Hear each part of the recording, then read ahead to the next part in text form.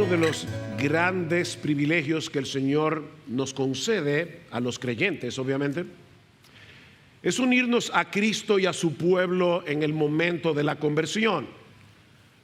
Pablo dice en Romanos capítulo 12, versículo 5, que todos los creyentes somos un cuerpo en Cristo e individualmente miembros los unos de los otros. Esa es una realidad que se manifiesta en una forma concreta cuando nosotros venimos a formar parte de la membresía de una iglesia local con seres humanos de carne y hueso, y cuando nos congregamos en el día del Señor para adorarle y escuchar su palabra.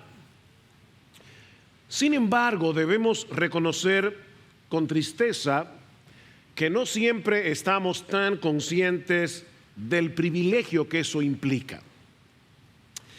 Y eso sucede, mis hermanos, porque nosotros no vemos la iglesia con los ojos con que Dios la ve.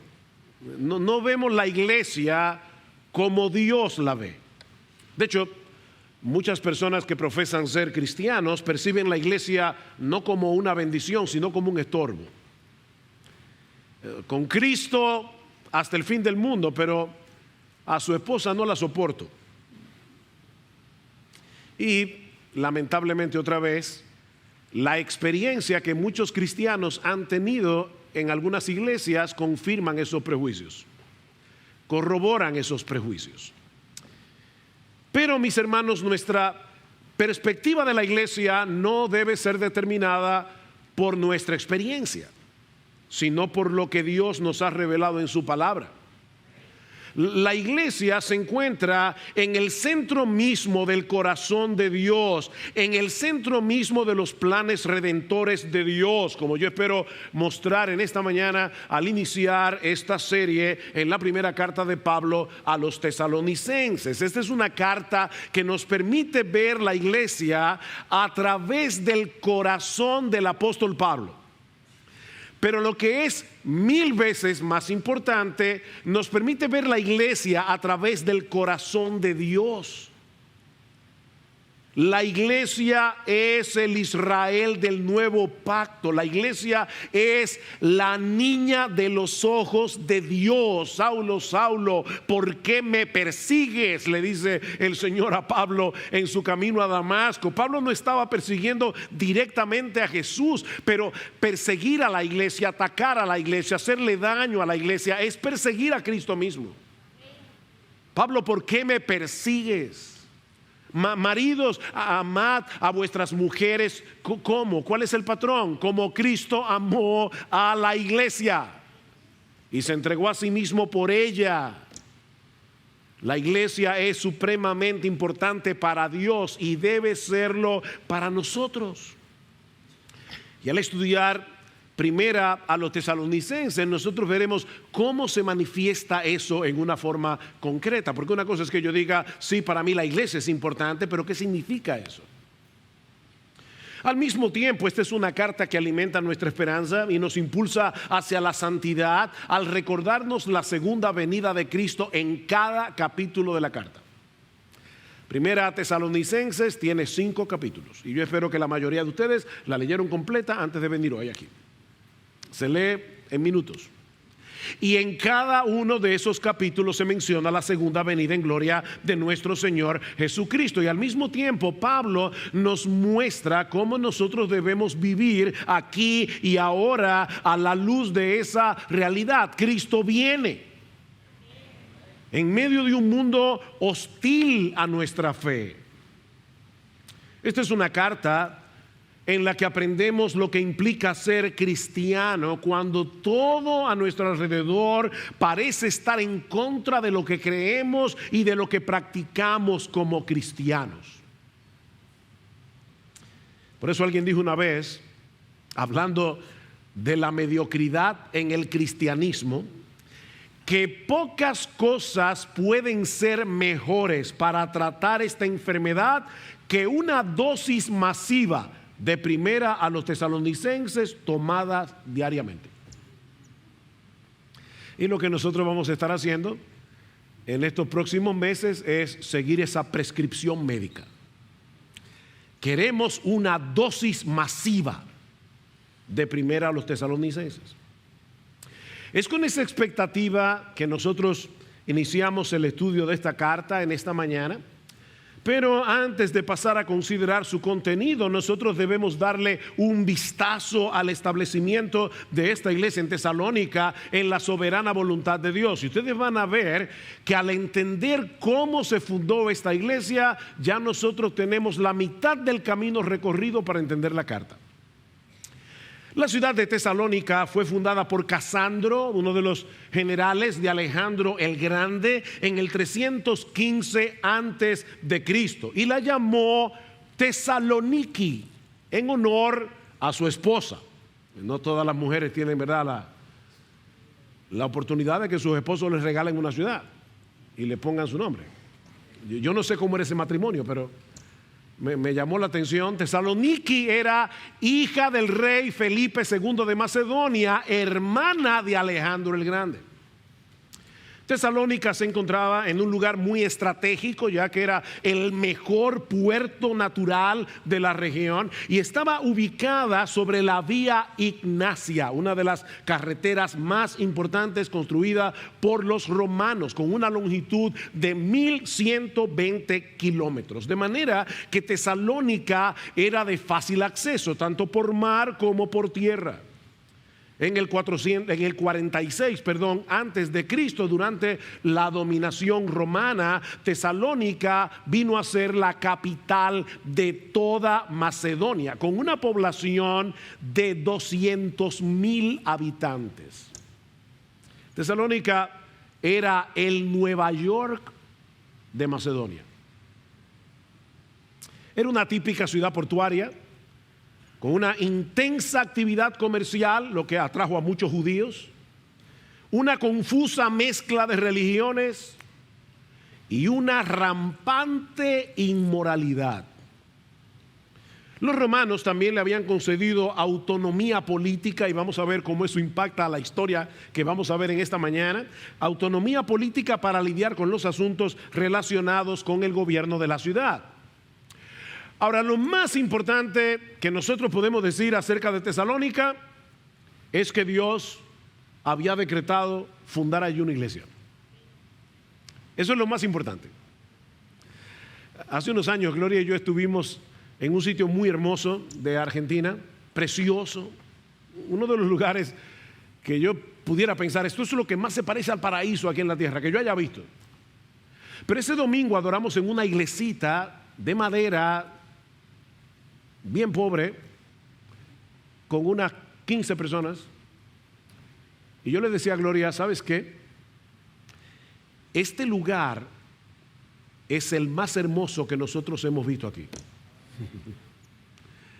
porque aquí mora la gloria de Dios. Aquí está la gloria de Dios, y es interesante, muy interesante, la manera como Dios llevó a cabo su plan de establecer una iglesia en Tesalónica durante el segundo viaje misionero del apóstol Pablo en los años 50-51 después de Cristo. Ahora Pablo está viajando con Silas, ya no más con Bernabé, y luego Timoteo también se unió al equipo misionero.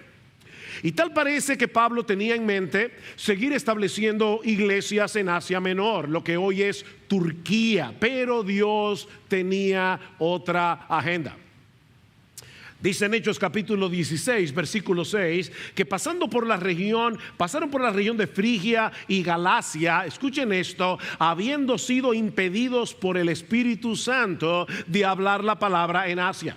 Y cuando llegaron a Misia, intentaron ir a Bitinia, pero el Espíritu de Jesús no se lo permitió. Y pasando por Misia, descendieron a Troas. Ahora, estos versículos se leen tan rápidamente que pueden darnos la impresión de que Lucas está hablando de una distancia relativamente corta. Pablo salió de La Vega y llegó a Santiago. Pero de Listra, de donde salieron, a Troas hay una distancia de 800 kilómetros. Para que tengan una idea, es la misma distancia que hay entre Santo Domingo y la capital de Jamaica, o sea, Kingston. Pablo salió de Santo Domingo y a través de terrenos montañosos, difíciles, peligrosos. 800 kilómetros después llegó a Troas. Y debemos suponer, mis hermanos, tal vez que Pablo y su equipo estaban luchando con un sentido de frustración. Eso es probable. Lucas no nos dice de ninguna conversión, de ninguna iglesia fundada durante todo ese trayecto. Fue una pérdida de tiempo de 800 kilómetros. Así que parecía como si de repente Dios hubiera dejado de actuar, excepto para decir que no. La única manifestación de la presencia de Dios durante esos 800 kilómetros fue que Dios le dijo que no, que no, que no.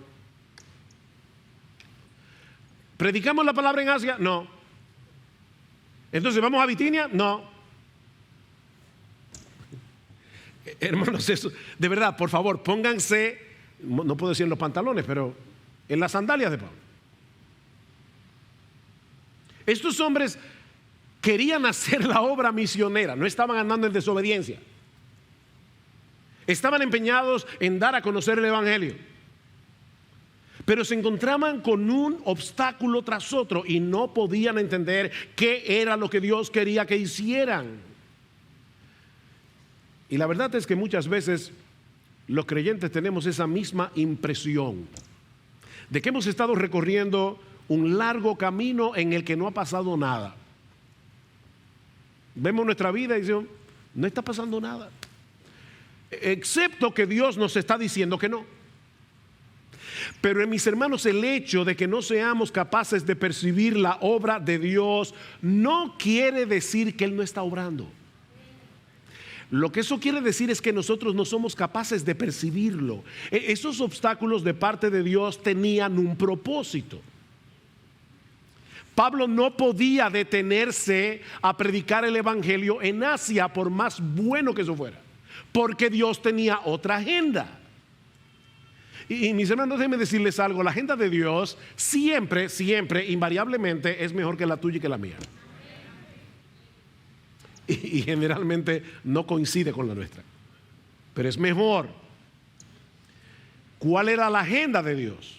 Si ustedes ven en un mapa, se van a dar cuenta que era como si Dios le estuviera poniendo obstáculos para que Pablo no tuviera otra alternativa que llegar a la ciudad de Troas, en el puerto extremo de Asia Menor, para darles a conocer allí cuál era la agenda que él tenía en mente con respecto a la obra misionera. Dice en Hechos capítulo 16, versículo 9, que estando en Troas esa noche se le mostró a Pablo una visión. Un hombre de Macedonia estaba de pie suplicándole y diciendo: pasa a Macedonia y ayúdanos. Cuando tuvo la visión, enseguida procuramos ir a Macedonia. ¿Qué pasó aquí? Que Lucas se unió al equipo. No sabemos cuándo, pero ahora Lucas está escribiendo en primera persona del plural. Ahora Lucas está en el equipo. Procuramos ir a Macedonia, persuadidos de que Dios nos había llamado para anunciarles el evangelio. Ahora, yo no sé si ustedes se dieron cuenta, probablemente no, mientras yo leía esto, porque ustedes no lo están viendo en sus Biblias, pero Lucas nos dice que las tres personas de la Trinidad estaban involucradas en darles dirección al equipo misionero de Pablo. En el versículo 6 dice que el Espíritu Santo les había impedido hablar la palabra en Asia. En el versículo 7 dice que el Espíritu de Jesús les impidió dirigirse a Bitinia. Y en los versículos 9 y 10 dice que fue Dios, refiriéndose muy probablemente a Dios el Padre, el que les dijo en una visión que pasaran a Macedonia para llevar el evangelio al continente europeo. El Dios trino tenía su propia agenda para el avance de la obra misionera. Dios les había dicho que no durante 800 kilómetros para que el evangelio llegara a Europa. La primera ciudad que fue evangelizada fue Filipos, que Era una de las ciudades principales de la provincia de Macedonia, dice Lucas en Hechos capítulo 16, versículo 12. Y como solía ocurrir, cuando Pablo iba de ciudad en ciudad, allí terminaron en la cárcel. Por eso alguien decía que Pablo nunca averiguaba cuáles son los hoteles de la zona. ¿Cómo son las cárceles aquí? Pero también dejaron establecida allí una iglesia, cuyo primer pastor parece haber sido Lucas. ¿Y cómo lo sabemos? Porque en el resto del relato ya Lucas no habla en primera persona del plural, habla de ellos. Así que Lucas se queda en Filipos. Y tan prontos fueron liberados de Filipos, dice en Hechos 17:1, el texto que leímos al principio, que después de pasar por Anfípolis y Apolonia, por fin llegaron a Tesalónica. Y una vez más, uno lee este versículo y puede darle la impresión de que lo que Pablo está diciendo es más o menos esto: salieron de Arroyo Hondo y llegaron al Ensanchenaco. Pero resulta que ese recorrido de Filipo a Tesalónica es de 170 kilómetros. O sea, ellos salieron de la capital y llegaron a Samaná a pie para predicar el evangelio. ¿Se dan cuenta, mis hermanos, del corazón misionero de Pablo y de Silas y de Timoteo? Ya llevan 1000 kilómetros. Ahora, ¿es que no había pecadores en Anfípolis o en Apolonia?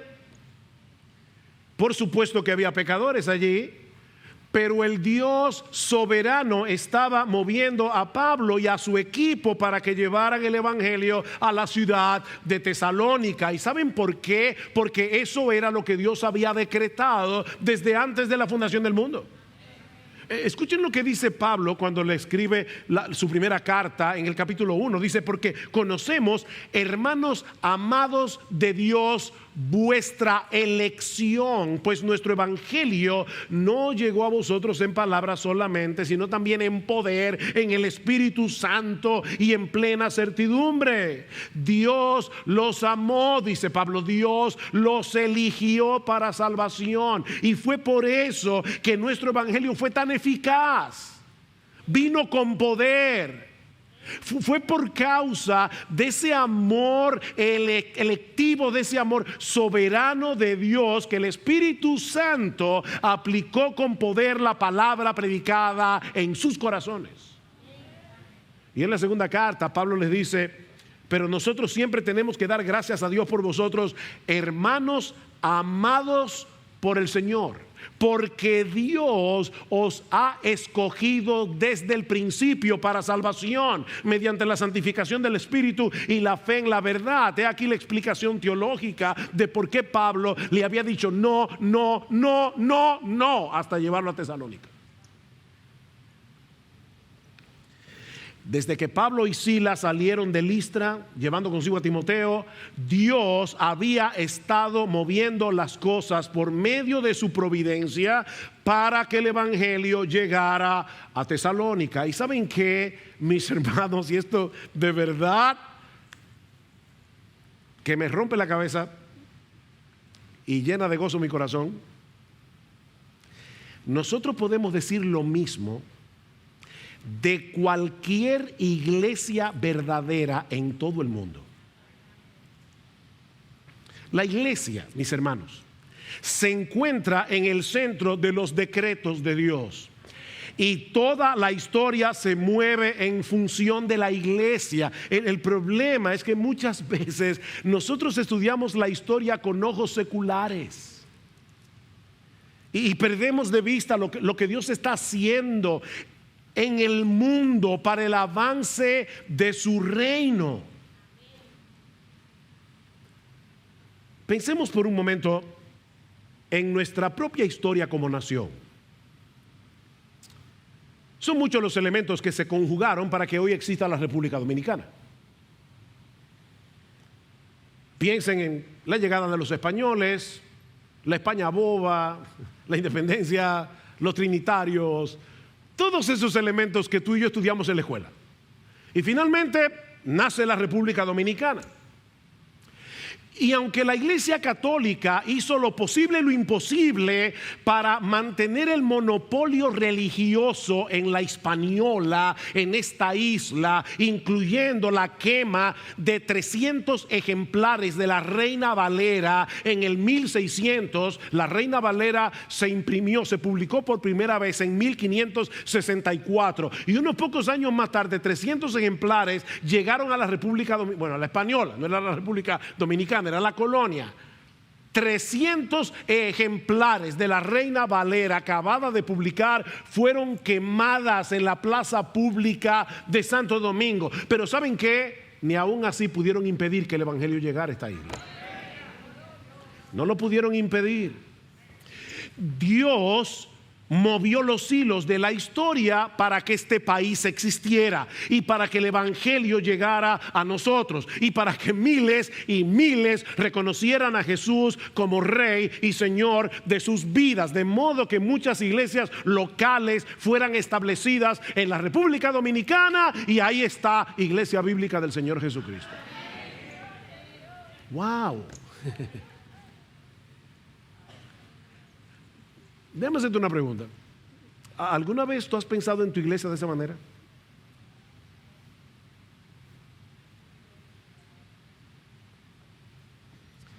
¿Alguna vez tú te has puesto a pensar el hecho de que esta iglesia existe? Y recuerden, yo no estoy hablando exclusivamente de IBCJ. Gracias al Señor, en República Dominicana hay muchas buenas iglesias donde el evangelio es predicado.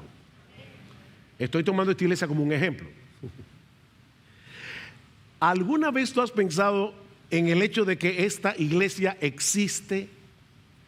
Porque desde antes de la fundación del mundo, Dios determinó, Dios decretó que existiera la República Dominicana, que muchos fueran salvos y que en algún punto de la historia se unieran a esta iglesia local.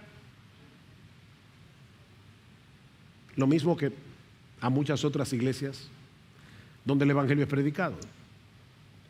De paso, ya vimos cómo Dios fue moviendo las cosas en su providencia para que Pablo no pudiera predicar el evangelio en Asia en el segundo viaje misionero, porque Dios tenía en mente que el evangelio llegara a Europa. Ahora, yo tengo una pregunta para ustedes. ¿Quiénes fueron los que trajeron el evangelio a la República Dominicana? Los descendientes de esos europeos. Y obviamente yo no me estoy refiriendo a los colonizadores. Yo me estoy refiriendo a los misioneros que llegaron a República Dominicana desde Inglaterra, desde Canadá y desde Estados Unidos en el siglo XIX. ¿Saben de dónde eran? De Europa. Eran descendientes de europeos. Pastor, usted sí se fue lejos, porque, óyeme, de Pablo a la República Dominicana en el siglo XIX es un trecho largo. En la mente tuya, pero no en la de Dios. Porque para Él 1000 años son como un día. Mis hermanos, Dios tiene todos los hilos, todas las conexiones, Él la tiene en su mente. Así que una de las razones por las que el evangelio llegó a Europa es para que IBCJ existiera.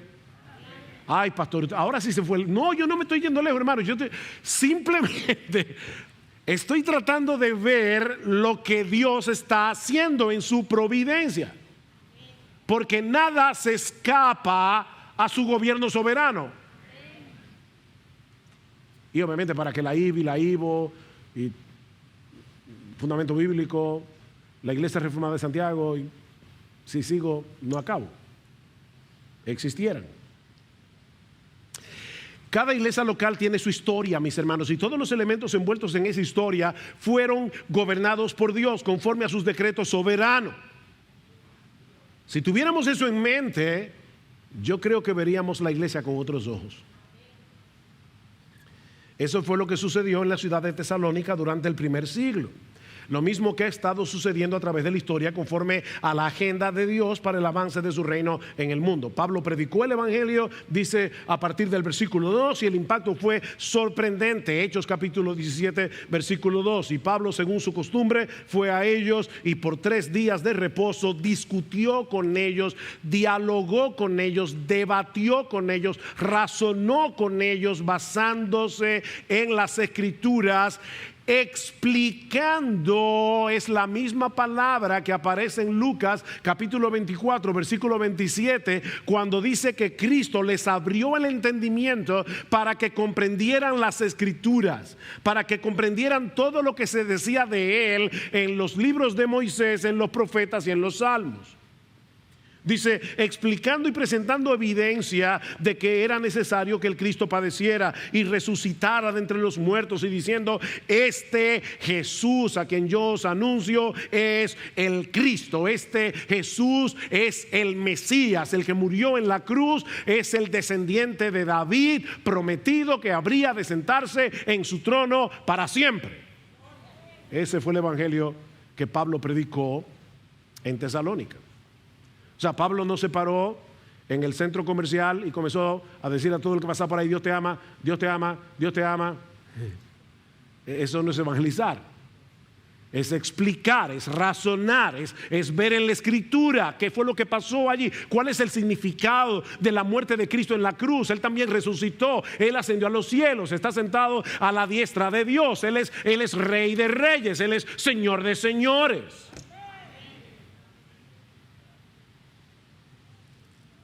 ¿Y qué pasó? Que nació una iglesia. Dice en el versículo 4 que estos nuevos creyentes se unieron a Pablo y a Silas. Y este es un verbo que solo aparece aquí en todo el Nuevo Testamento. Transmite la idea de apegarse. Ellos se apegaron a los misioneros. Estos hombres y mujeres vinieron a ser parte de esa comunidad de creyentes que luego vendría a ser la iglesia en Tesalónica. Dice, algunos de ellos creyeron y se unieron a Pablo y a Silas juntamente con una gran multitud de griegos temerosos de Dios y muchas de las mujeres principales. Es decir, estas mujeres estaban casadas con autoridades políticas de Tesalónica. Eran mujeres de dinero, eran mujeres de influencia, temerosas de Dios. Es decir, aunque no eran judías, ellas habían abrazado a Jehová, el Dios de los judíos, y asistían a la sinagoga. Yo sé que ahora voy a especular, pero el punto es este. Ahora de repente estas mujeres dejaron de ofrendar en la sinagoga y eso causó un problema. ¿Qué dice en el versículo 5? Pero los judíos, llenos de envidia. ¿Ven el problema? La envidia. Se nos están yendo para la otra iglesia. O sea, estos hombres obviamente no tenían una mentalidad de reino. El problema de ellos era su pequeño reino. Se llenaron de envidia, de tal manera que llevaron a algunos hombres malvados por la plaza pública, organizaron una turba y alborotaron a la ciudad, y asaltando la casa de Jasón procuraban sacarlos al pueblo. Al no encontrarlos, arrastraron a Jasón y a algunos de los hermanos ante las autoridades de la ciudad, gritando, estos que han trastornado el mundo han venido acá también, y Jasón los ha recibido, y todos ellos actúan contra los decretos del César, diciendo que hay otro rey, Jesús. Ellos captaron el mensaje. Mis hermanos, cuando el rey Jesús llega a una ciudad, ocurre una de dos cosas. O algunos se rinden ante su autoridad, o algunos se rebelan contra su autoridad. Hay personas que me preguntan cuando yo les predico, ¿y yo voy a tener que dejar a mis amigos cuando yo me convierta? No, no te preocupes, ellos te van a dejar a ti. Es lo que pasa la mayoría de las veces. Yo recuerdo, yo tuve un amigo durante toda mi adolescencia, éramos uña y carne, mi mamá decía, ustedes ya hasta se parecen físicamente. Literalmente yo salía con ese amigo todos los días, o sea, desde que yo me mudé en esa casa a los 10 años de edad hasta que yo me convertí casi a los 17, yo salí con ese amigo todos los días por 7 años. Yo me convierto y claro, lo primero que hago es predicarle el evangelio en la galería de mi casa, y me acuerdo como hoy. No bien yo comencé a hablar cuando me paró en seco y me dijo, óyeme una cosa, si tú dejaste que a ti te lavaran el cerebro, yo no voy a permitir que tú me lo laves a mí. Así que nos vemos. Se fue de mi casa, nunca más lo volví a ver hasta el día de hoy.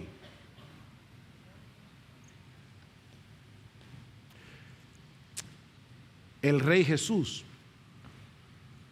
lo trastorna todo. Obviamente estos judíos pretendían presentar a los misioneros como sediciosos, como causantes de disturbios. De hecho, la palabra que usan allí es revolución. Estos hombres vinieron aquí a crear una revolución porque están anunciando a otro rey que no es el César.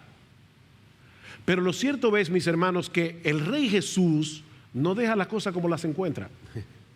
Estos judíos captaron perfectamente que ese Jesús al que Pablo predicaba no era únicamente un Salvador que perdona pecados. Él es un rey que tiene pleno derecho sobre toda nuestra vida. El evangelio es una amenaza. Es una amenaza contra los poderes de este mundo. ¿Por qué ustedes creen que hay tanto empeño en terminar con el cristianismo? ¿Por qué la ONU, la OEA, por qué todos esos organismos internacionales tienen un problema con la iglesia? Porque nosotros somos una amenaza, porque ellos tienen su agenda. Nosotros no tenemos la nuestra, no tenemos la de Él, el Rey Jesús. Ese es el problema. Es un asunto de dos reinos aquí.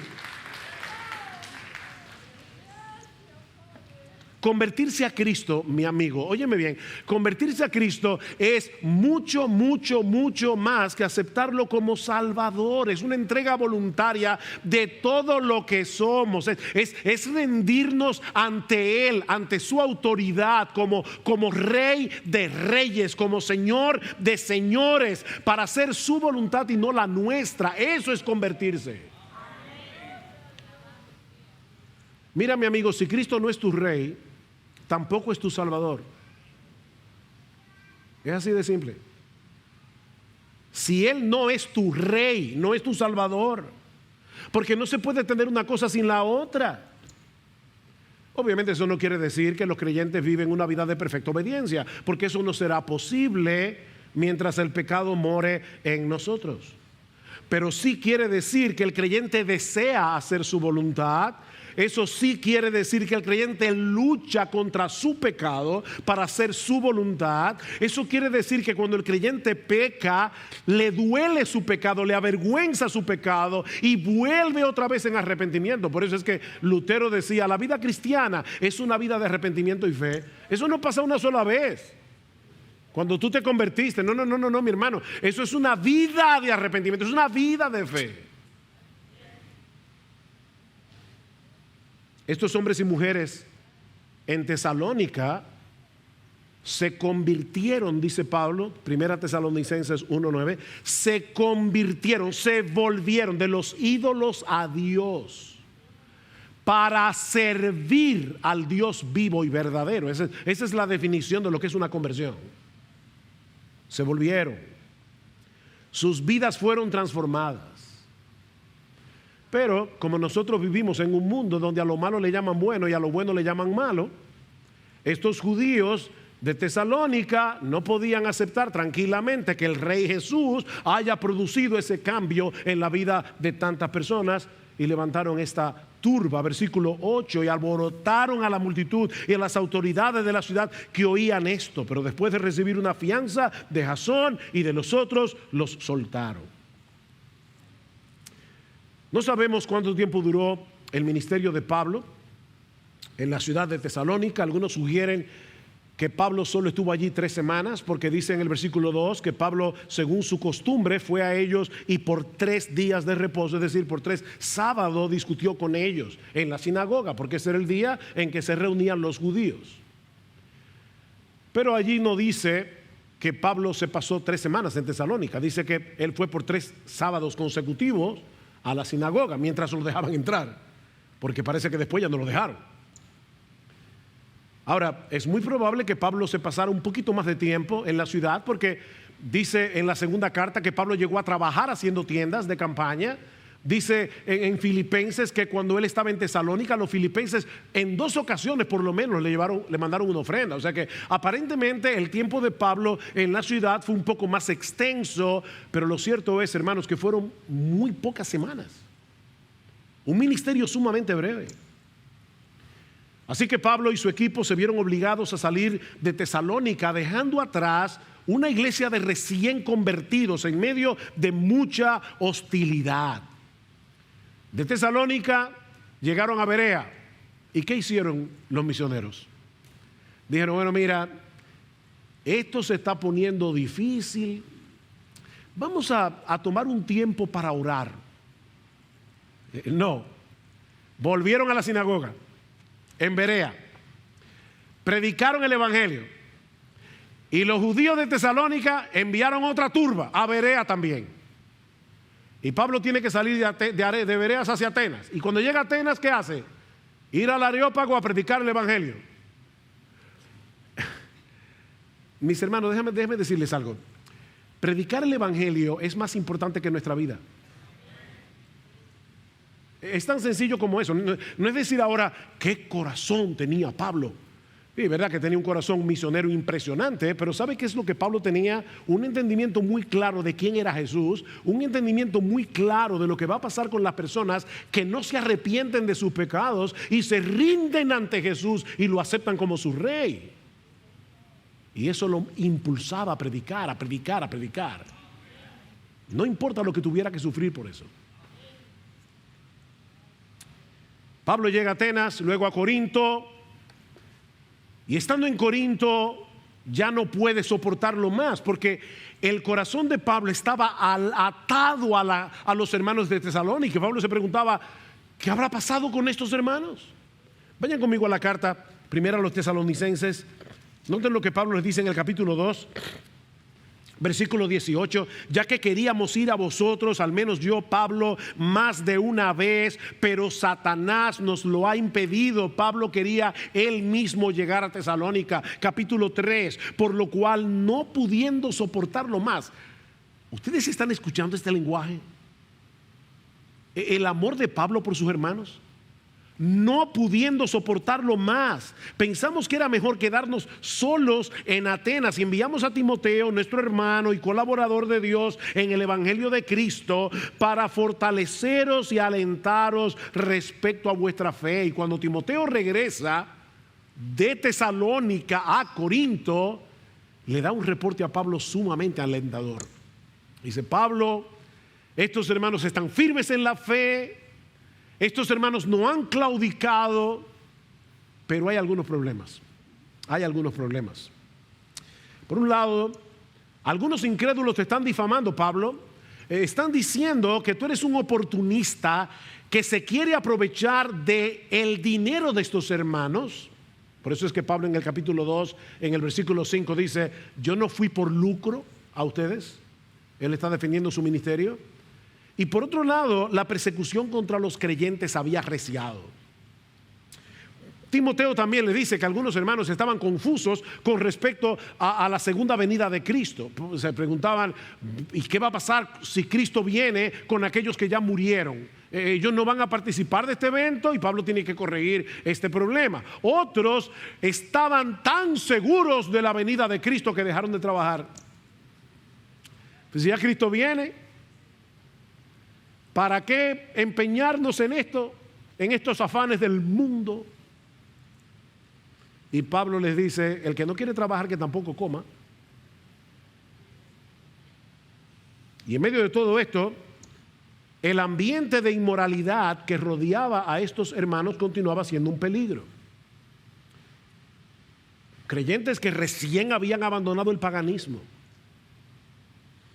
Y es por eso que Pablo decide escribirles una carta y luego otra, en la que primero manifiesta su gratitud a Dios por la obra que estaba haciendo en ellos, les reitera su amor, su preocupación por ellos y los exhorta a mantenerse firmes en la fe, vivir en santidad, alimentándose de la esperanza de la segunda venida de Cristo. Ahora, por encima de la iniciativa de Pablo y del corazón pastoral de Pablo, el Espíritu Santo fue el que lo movió a escribir esta carta inspirada para beneficio de la iglesia de Cristo a través de todas las épocas. Porque lo que esta iglesia necesitaba en el primer siglo son las mismas cosas que nosotros necesitamos hoy: ánimo, instrucción, exhortación, esperanza. ¿Por qué estamos estudiando esta carta? ¿Por qué vamos a comenzar a estudiar esta carta? Porque tú y yo necesitamos lo mismo que ellos necesitaban.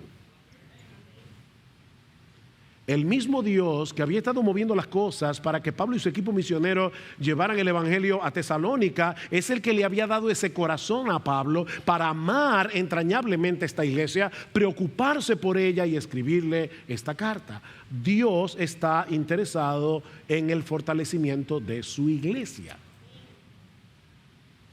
Lo que nos lleva de la mano a nuestro segundo encabezado, que veremos más brevemente. Ya vimos que esta iglesia ha sido establecida por la voluntad soberana del Trino Dios.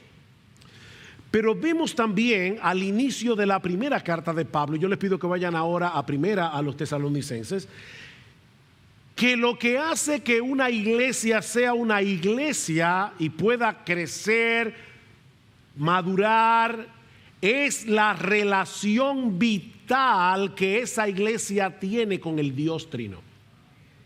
O sea, fíjense, ya vimos que el Dios Trino tenía en su agenda establecer una iglesia en Tesalónica.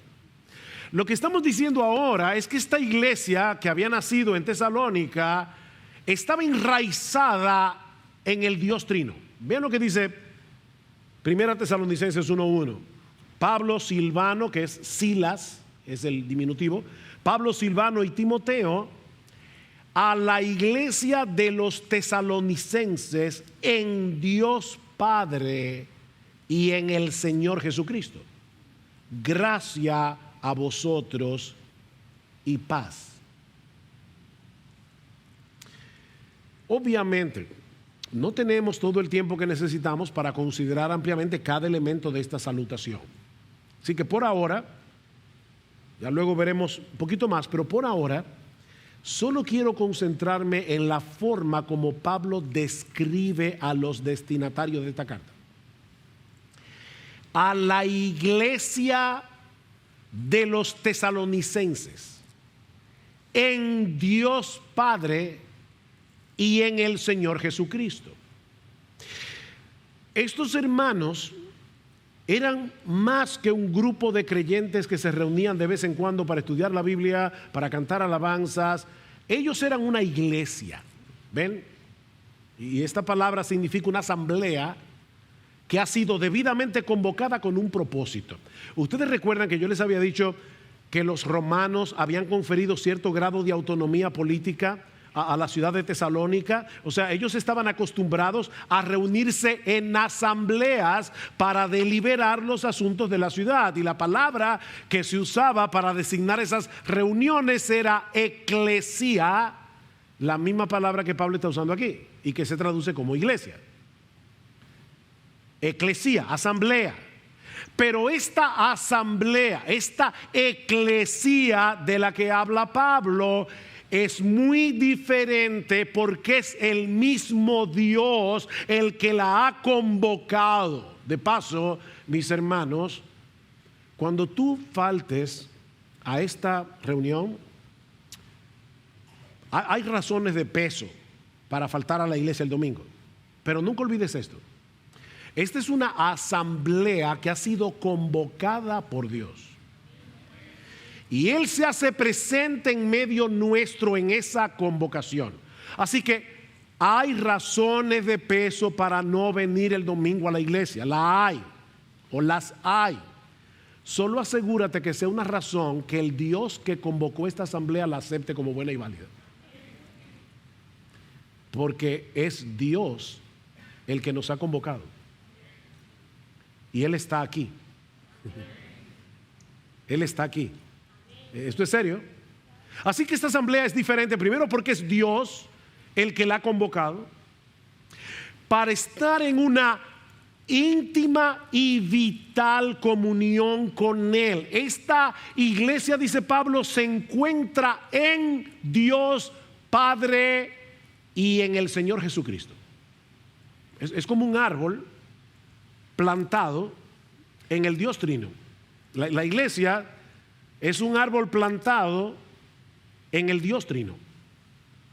Geográficamente la iglesia se encuentra en Tesalónica, pero espiritualmente hablando la iglesia se encuentra en Dios Padre y el Señor Jesucristo.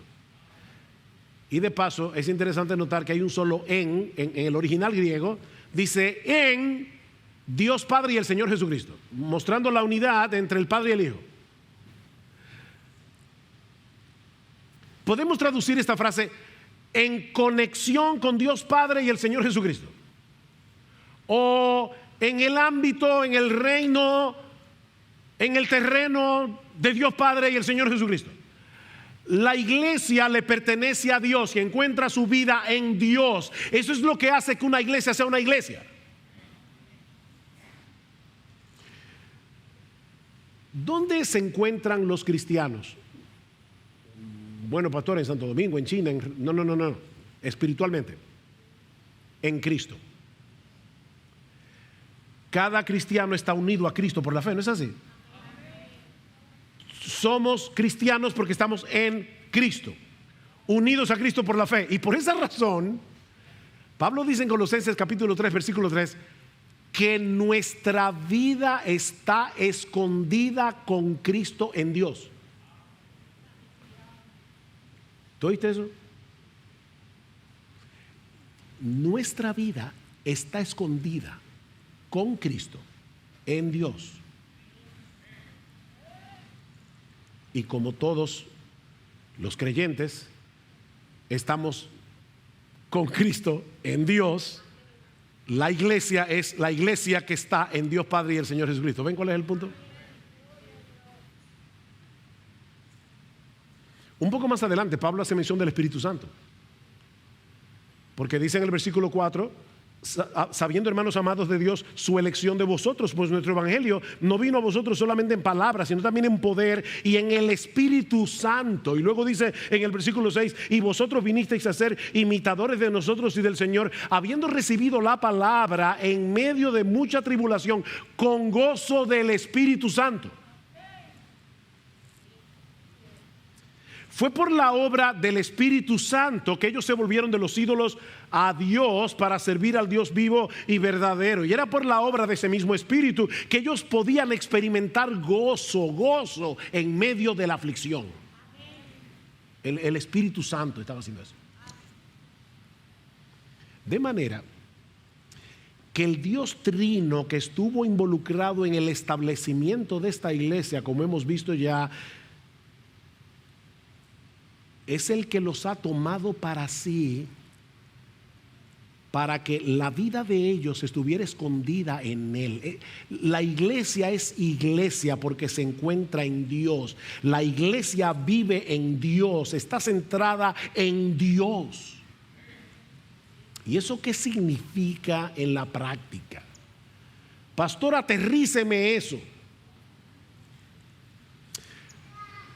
Bueno, 3 cosas y con esto termino. En primer lugar, que es un privilegio enorme ser parte de la iglesia. Hay una conexión entre Dios y la iglesia que no existe con ninguna otra institución en el mundo. No hay nada más importante que la iglesia. Pablo quiere que estos hermanos, despreciados por el mundo, tratados con hostilidad por los incrédulos, Pablo quiere que estos hermanos aprecien el privilegio que el Señor les había dado de ser parte de una asamblea tan especial. Ellos no eran dignos de lástima. Mira, mi hermano y mi hermana, yo no sé por lo que tú estás pasando en el día de hoy. Y yo sé que los cristianos sufren y son despreciados de una forma u otra. Pero no somos dignos de lástima. No, nosotros somos miembros de la familia de Dios. ¿Tú quieres un poco más? Nosotros pertenecemos a la iglesia del Dios vivo y verdadero. Y ese es un privilegio que ningún desprecio de este mundo puede opacar. Por otra parte, esto también significa, en segundo lugar, que un verdadero creyente, un miembro del cuerpo de Cristo, no se puede perder. Porque nuestra vida está escondida con Cristo en Dios. ¿Cómo se puede perder un cristiano, un verdadero cristiano? ¿Qué dice Jesús en Juan 10? Mis ovejas oyen mi voz y yo las conozco y me siguen y yo les doy vida eterna y no perecerán jamás. Nadie las arrebatará de mi mano. Mi Padre que me las dio es mayor que todos y nadie las puede arrebatar de la mano de mi Padre. Yo y el Padre uno somos. ¿Ven? La iglesia de los tesalonicenses en Dios Padre y el Señor Jesucristo. Porque yo y el Padre somos uno. Es imposible, totalmente imposible, que un verdadero creyente se pierda y termine en el infierno, porque el Padre y el Hijo nos han abrazado a su corazón para que nunca nos apartemos de ahí. No eres tú el que está agarrando la mano de Dios. No. Son el Padre y el Hijo que te tienen agarrado a ti. Pero esto también nos enseña, en tercer y último lugar, que Dios es el centro de la iglesia. Dios es la razón de ser de la iglesia. Es nuestro privilegio pertenecer a la iglesia. Somos inmensamente bendecidos por ser parte de esta asamblea tan especial, por poder congregarnos como iglesia cada domingo. Pero mis hermanos, la iglesia existe por la gracia de Dios, para la gloria de Dios. La iglesia existe por la gracia de Dios, para la gloria de Dios. ¿Cómo describe Pedro a la iglesia en su primera carta? Dice Pedro que los creyentes, oigan esto, el sentido de privilegio, somos linaje escogido, real sacerdocio, nación santa, pueblo adquirido por Dios. ¿Para qué? Para que anunciéis las virtudes de aquel que os llamó de las tinieblas a su luz admirable. Aleluya, gloria a Dios.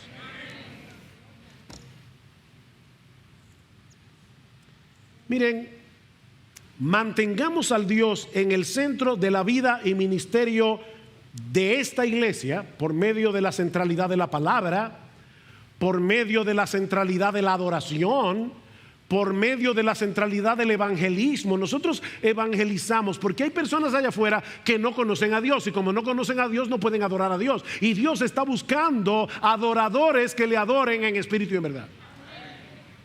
Es verdad que no queremos que la gente se vaya al infierno. Nosotros debemos evangelizar porque no queremos que la gente se pierda. Mi amigo, si tú estás aquí en esta mañana, nosotros no queremos que te pierdas, no queremos que vayas al infierno. Pero la razón primordial por la que nosotros debemos evangelizar a los perdidos es para que Dios les abra los ojos, para que ellos puedan ver la hermosura de Jesús, para que ellos se conviertan de los ídolos a Dios y comiencen a servir, a adorar al Dios vivo y verdadero. Esa es la razón por la que nosotros debemos evangelizar. Porque hay gente allá afuera que no está adorando a Dios. Dios es el centro. ¿Y saben lo que está pasando hoy día? que el hombre ha venido a ser el centro de la iglesia. Por eso es que mucha gente evalúa la iglesia en base a si los ministerios que la iglesia tiene suplen mis necesidades, si los himnos que se cantan a mí me gustan o no me gustan. La idea no es, ese himno glorifica a Dios, alaba a Dios, exalta a Dios. No, a mí me gusta o no me gusta. Son mis preferencias ahora lo que se han convertido en la tabla de evaluación para yo evaluar una iglesia. En vez de evaluar la iglesia, si la palabra allí es central, si Dios es central, si la gloria de Cristo es central, si Cristo es exaltado, eso es lo que se evalúa de una iglesia. Y yo no estoy diciendo por si acaso que los himnos no sean importantes. Yo no estoy diciendo eso. Lo que yo estoy diciendo, mis amados hermanos, es que la tabla de evaluación que nosotros debemos usar es otra. Mantengamos la centralidad de Dios, la centralidad de su palabra y la centralidad de su adoración para la gloria de Dios, para la edificación de nuestras almas y para la salvación de los perdidos.